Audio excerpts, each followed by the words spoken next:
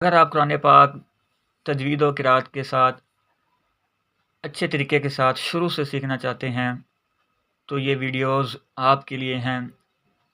اگر آپ کو قرآن پاک پڑھنا نہیں آتا، بالکل نہیں آتا، آپ شروع سے قرآن پاک سیکھنا چاہتے ہیں تو آپ نے کرنا کیا ہے کہ آپ نے اس ویڈیو کو اور جو مزید آگے ویڈیوز آئیں گی اس پر کو آپ نے غور سے دیکھنا ہے، سننا ہے اور پریکٹس کرنی ہے۔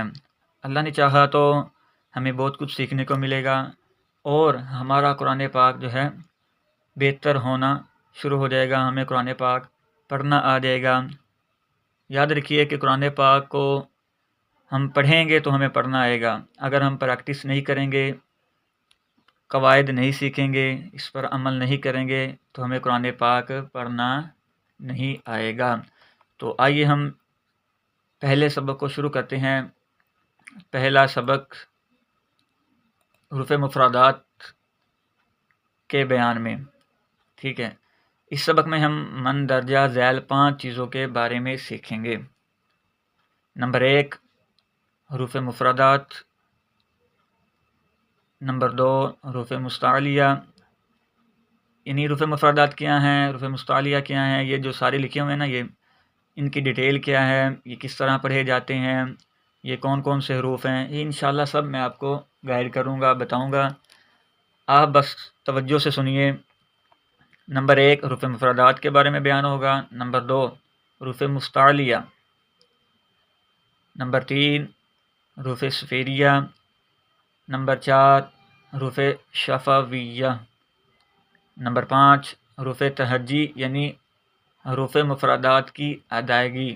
ان 5 چیزوں کے بارے میں آج اس سبق میں بیان کیا جائے گا انشاءاللہ الکریم۔ آگے کیا ہے؟ حروف مفردات۔